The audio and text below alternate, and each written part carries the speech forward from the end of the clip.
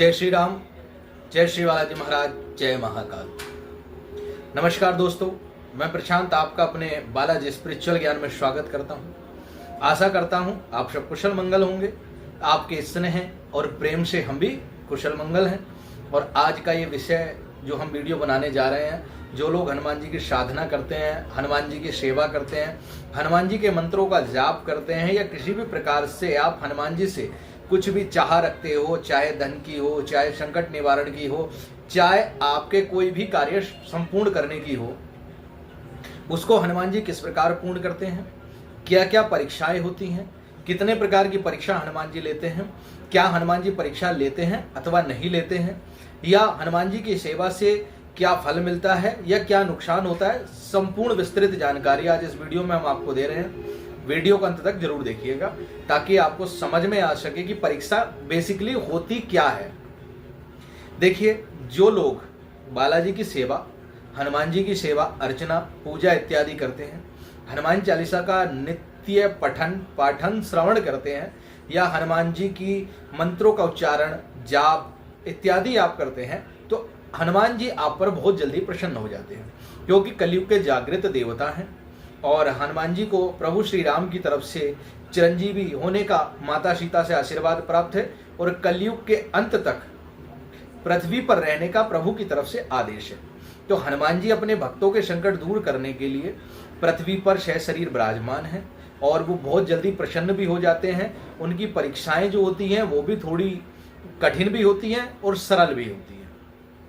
देखिए, अगर आप हनुमान जी की साधना करते हैं, आपने मान लीजिए 21, 41, 51, 1 साल, 2 साल, 10 साल, 12 साल का यदि कोई साधना आपने उठाई है अपनी क्षमता अनुसार, तो उसमें हनुमान जी के दर्शन होने का जो दिन होता है, या हनुमान जी कितने दिन बाद दर्शन देते हैं, इसका कोई निश्चित समय नहीं होता। क्यों नहीं होता?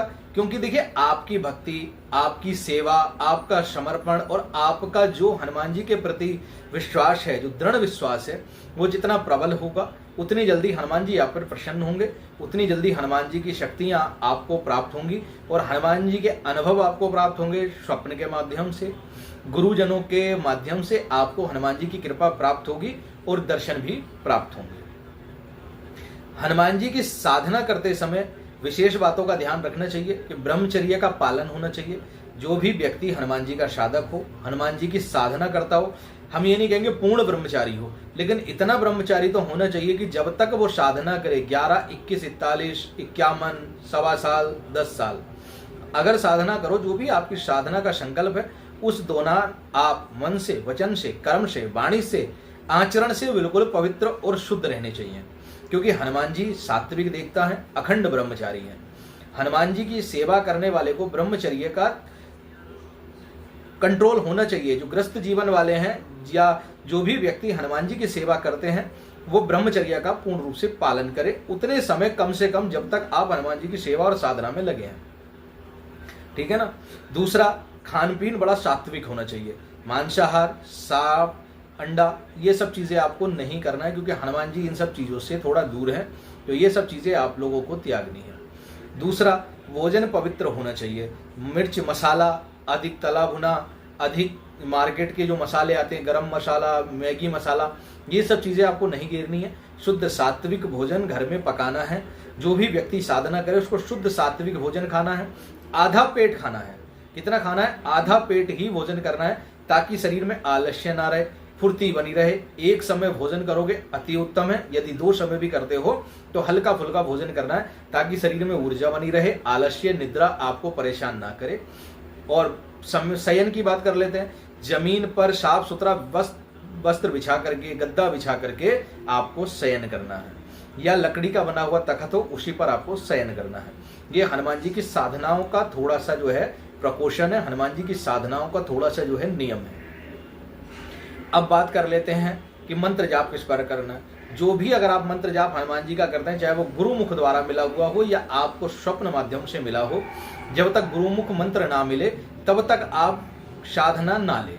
अगर हनुमान जी की साधना करनी है, हनुमान जी के किसी साधक को, हनुमान जी के भजन करने वालों को, जो हनुमान जी का श्रवण करते हैं, हनुमान जी को सुनते हैं, बालाजी की सेवा करते हैं, उनसे गुरु मंत्र लेकर के मंत्रों का आप जाप करें। विधान के साथ मंत्र लें, उसका विनियोग, उसका करन्यास, हृदय आदिन्यास भी आप गुरुजी से लें, यदि उस मंत्र का विनियोग, हृदय आदिन्यास, करन्यास है तो।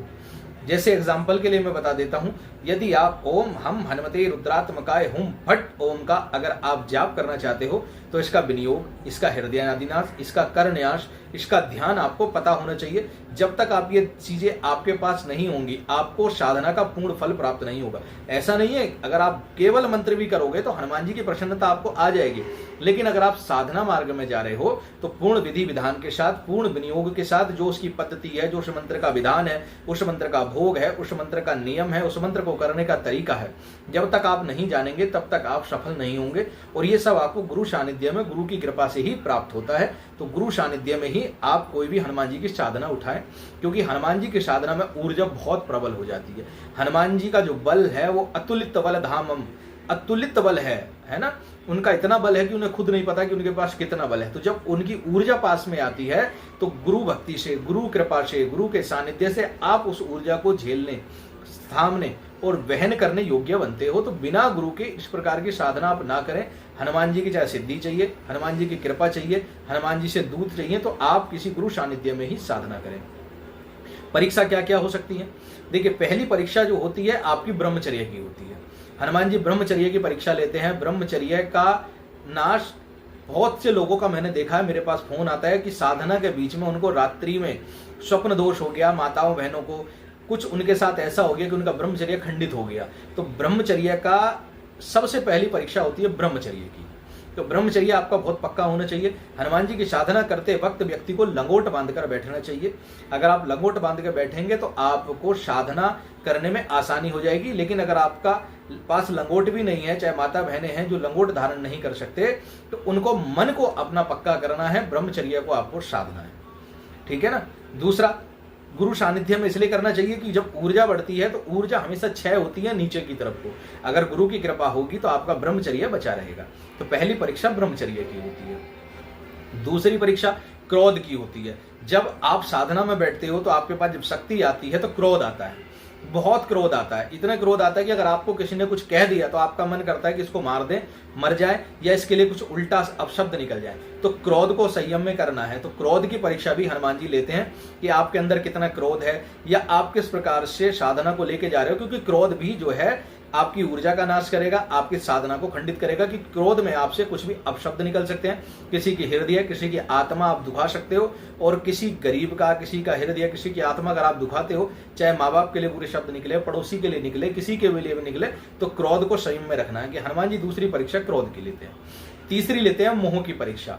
आपका जो मोह है, चाहे आपके भाई से हो, बहन से हो, माता से हो, पिता से हो, इनके प्रति मोह की परीक्षा आपकी चलेगी। हनुमान जी मोह की परीक्षा भी लेते हैं। वो क्यों लेते हैं?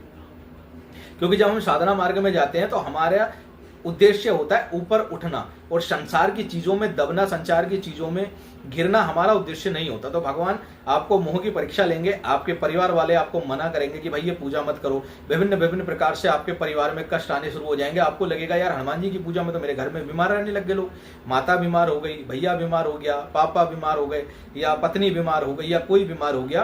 तो आप क्या करते हो, आपका मन धीरे धीरे उच्चाटन होने लग जाता है। आपको लगता है यार साधना में अवश्य कोई त्रुटि हो गई, हनुमान जी क्रोधित हो गए, जिसकी वजह से हमारा जो है घर में बीमार हो गए। ऐसा नहीं है। बीमारी जो आएगी, ये जो आपकी परीक्षा चल रही है, ये आपके मोह की परीक्षा है। कि देखते हैं कि मोह में, परिवार के मोह में ये हमारी पूजा साधना तो नहीं छोड़ देगा। तो मोह की परीक्षा को पास करना बहुत जरूरी है। 3 परीक्षा मैंने बता दी। सबसे पहली ब्रह्मचर्य की, दूसरी क्रोध की, तीसरी मोह की। चौथी परीक्षा जो आपकी होगी वो वाणी की होगी। वाणी की कैसे होगी? जो भी आप बोलोगे उसको सोच समझ के बोलना है। क्योंकि जो आपकी वाणी है, वाणी ही देखो अच्छा भी करा देती है, बुरा भी करा देती है। मीठे शब्द से आप किसी को अपना बना सकते हो, कड़वे शब्द से आप दुश्मनी भी पैदा कर सकते हो। तो जो भी व्यक्ति साधना करते हैं उनको मौन रहना चाहिए। वाणी के साथ, वाणी की, अब यहाँ मैं वाणी की क्यों कह रहा हूँ? क्योंकि अभी तक आपने किसी ने नहीं बताया होगा कि वाणी की भी परीक्षा होती है। क्योंकि ऐसी कोई परीक्षा आप लोगों ने शायद सुनी हो या नहीं सुनी हो, लेकिन वाणी की परीक्षा होती है। वाणी की परीक्षा इसलिए होती है कि हम जितना मौन रहेंगे साधना काल में, जितना कम बोलेंगे, जितना कम भाषण करेंगे, संभाषण करेंगे, किसी से बात करेंगे, उतनी ऊर्जा हमारे शरीर में इकट्ठी होगी। हनुमान जी या कोई भी देवी देवता आपको उग्र करता है, आपकी वाणी निकलवाता है, आपसे शब्द निकलवाता है, आपसे बहुत ज्यादा बुलवाता है। जो व्यक्ति ज्यादा बोलते हैं ज्यादा खाते हैं उनको साधनाएं सफल नहीं होती हैं। इसलिए मौन रहना सीखिए, चुप रहें, जितना जरूरत है उतना बोलें, शेष समय मन ही मन में भगवान का स्मरण करें, सीताराम का जाप करें और अपनी ऊर्जा को संग्रह करके रखें, क्योंकि सबसे बड़ी साधना मौन साधना है। जो व्यक्ति मौन रहता है, बोलता नहीं है, उसकी साधनाएं, उसकी तपस्याएं बहुत जल्दी सिद्ध होती हैं। तो आपको चौथी जो परीक्षा होगी वो वाणी की होगी, आपके मौन की होगी कि आप मौन रह सकते हो नहीं रह सकते हो। उस समय में आपके मुख से अपशब्द तो निकल रहे, गाली तो नहीं निकल रही, कोई आप कितना बोल रहे हो, पता चला आप साधना कर रहे हो और आपको एक अनुभव हुआ, आपने बढ़ा चढ़ा के बोल दिया जी मेरे को तो हनुमान जी दिख गए, स्वप्न में गुरुजी आ गए, सीना चीर दिया, ये सब चीजें नहीं। मौन, अपने अंदर ही अंदर अनुभव को दबा के रखना है। ये भी परीक्षा है। हनुमान जी जब आपको अनुभव देते हैं तो आपके मन में जिज्ञासा देते हैं कि 4 आदमियों को आप बताएं। जैसा आपने देखा होगा YouTube पे आजकल लोग बताते हैं कि हमें हनुमान जी के दर्शन हो गए, हमें हनुमान जी के स्वप्न में दर्शन हो गए, हमारे साथ ये हो गया, हमारे घर सेना आई, इस सेना को मारा, उसको मारा, उसको मारा। ये सब परीक्षाएं हैं। हनुमान जी आपके अनुभव की परीक्षा ले रहे हैं। आपको जो अनुभव दिए वो आपके आंतरिक दिए, आपके लिए दिए कि आप उसको मन ही मन में सजो के रखें। आप किसी से शेयर ना करें, केवल गुरु से शेयर करें, और गुरु को भी वो किसी के साथ शेयर नहीं करने हैं, YouTube पे नहीं डालना है, कहीं नहीं डालना आपके अनुभवों को, ठीक है ना।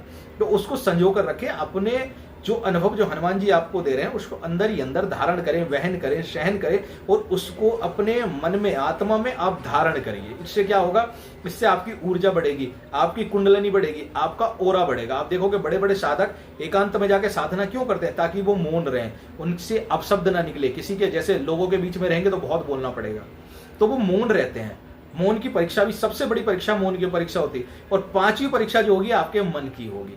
मन की परीक्षा सबसे तकड़ी और सबसे कठिन परीक्षा होती है। यही परीक्षा है जो सबको पास करनी जरूरी है। अगर ये परीक्षा आपने पास नहीं की तो आपकी कोई साधना सफल होने वाली नहीं है। मन की साधना बहुत बड़ी है, ठीक है ना। कहते नहीं है, माया मरी न मन मरा, मन मर गया शरीर, आशा तृष्णा ना मरी, कह गए संत कबीर। तो कबीरदास जी ने भी बोला है कि मन कभी नहीं मरता। आदमी कितना भी बूढ़ा हो जाए, उसका मन बड़ा चंचल है। हम व्यक्ति हैं, हम मनुष्य हैं, हमारा मन 50 चीजों में भागता है, एक सेकंड में इधर से उधर भागता है। कभी वो खाने के ऊपर भागेगा, आप पता चला आपका साधना चल रही है, गोलगप्पों पे जा रहा है, टिक्की पे जा रहा है, या कुछ ऐसे पिज्जा पे जा रहा है, जो आपकी प्रसिद्ध चीजें होंगी, जो आपको खाने की बहुत जिज्ञासा होगी, उन चीजों को आपके ध्यान में मन लाएगा, आपको दिखाएगा, आपके मन में कुछ जिज्ञासा पैदा कर देगा कि ये खा लूं, ये खा लूं, ये खा लूं। नहीं, मन को स्थिर करना है। यानी कि मन में भाव आ रहा है, वहां से आपका खंडन नहीं होगा, लेकिन जब वो संकल्प बनेगा, संकल्प बनकर जब शरीर के द्वारा उस कार्य को आप सिद्ध कर दोगे, तब वो परीक्षाओं में आप फेल होते हो। मन में अगर आपके आया मेरे को रसगुल्ला खाना है, आने दो, मन हटाओ, बाबा की भक्ति में लगाओ। मन में आया मेरे को पिज्जा खाना है, आने दो, वहां तक वो परीक्षा है, वो फेल नहीं हो रहे हो, वो परीक्षा है। वो मन आपके बीच आ रहा, मन से हटाए, बाबा की शरण में लाए, बोले आ रहा है आने दो, बाद में खाएंगे, बाद में देखा जाएगा। फिर वो स्त्री की तरफ लेके जाएगा, पुरुषों की तरफ लेके जाएगा, धन में लेके जाएगा, घर में लेके जाएगा। मन आपको हर तरीके से ठगेगा। वो सोचेगा कि आपका पूजा किसी भी प्रकार से खंडित हो, क्योंकि मन लगा हुआ है संसार में। मन को चाहिए संसारिक चीजें, मन को चाहिए अपने मन का काम वासना की पूर्ति हो, खान पीन की पूर्ति हो, है ना, हमारा रुतबा बढ़े, हमारा यश बढ़े, प्रसिद्धि बढ़े। मन ये सब चीजें चाहता है। और जब हम उसको मन को एकाग्र करके श्री हनुमान जी के चरणों में लगा देंगे, श्री हनुमान जी के श्री चरणों का ध्यान करते हुए जब हम साधना करेंगे, और मन के जो संकल्प बन रहे हैं, मन में जो विचार आ रहे हैं, उनको अनदेखा करते हुए केवल हनुमान जी के चरणों का स्मरण करते हुए जाप करेंगे, तो आपकी साधना बहुत जल्दी सफल होगी। तो ये जो मैंने आपको परीक्षाएं बताई हैं, ये परीक्षाएं सबसे ज्यादा होती हैं। जैसे कहते हैं ना, भूत आ गए, प्रेत आ गए, हनुमान जी की साधना में भूत दिख गए, प्रेत दिख गए, ये आ गया, वो आ गया, ये साधनाएं नहीं होती। ये परीक्षाएं नहीं होती हैं। प्रेत का आना, भूत का आना, घर के पितरों का आ जाना, या कुछ निगेटिव एनर्जी का आ जाना, वो एक स्वाभाविक है। जब आप हनुमान जी का जाप कर रहे हो, जब आपकी ऊर्जा बढ़ रही है, तो निगेटिव चीजें खुद खींचेंगी, उससे घबराना नहीं है। परीक्षाएं होती है काम, क्रोध, मोह, लोभ, ईर्ष्या, मत्सर और मन की।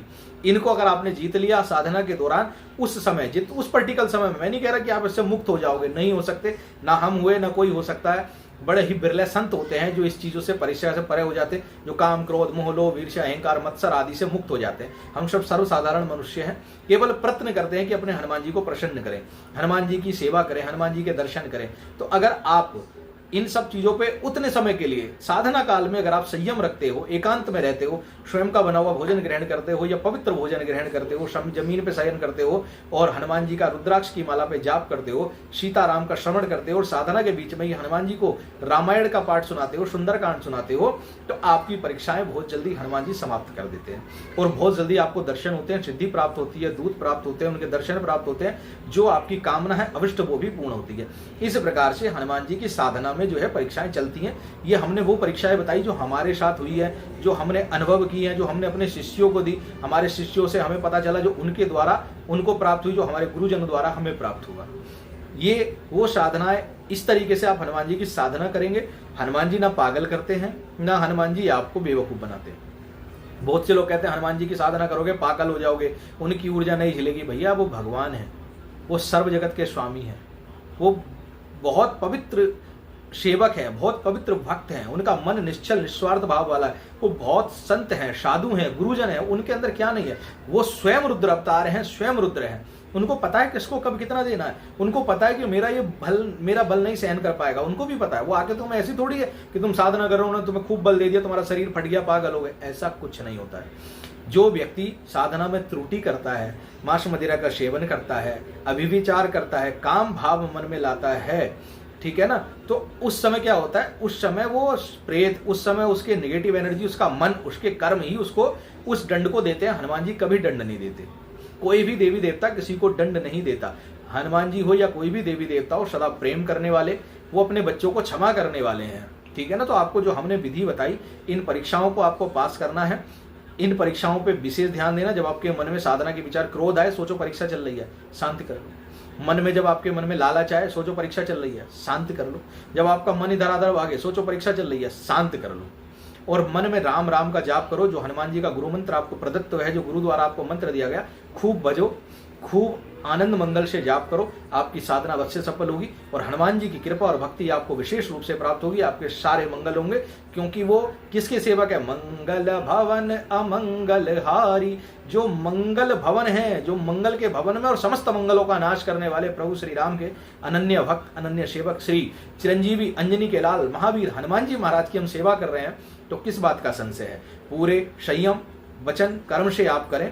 कहीं त्रुटि हो, हाथ जोड़कर क्षमा प्रार्थना करें, कान पकड़कर नाक रगड़कर क्षमा मांगे। हे हनुमान जी, हे पिताश्री, हम बालक है, मंद बुद्धि है, हमारे अंदर अज्ञानता है, अगर हमसे कोई त्रुटि हो जाए तो क्षमा कर देना। प्रतिदिन क्षमा मांगो, हनुमान जी क्षमा करेंगे और अपनी साधना को कंटिन्यू करते चले।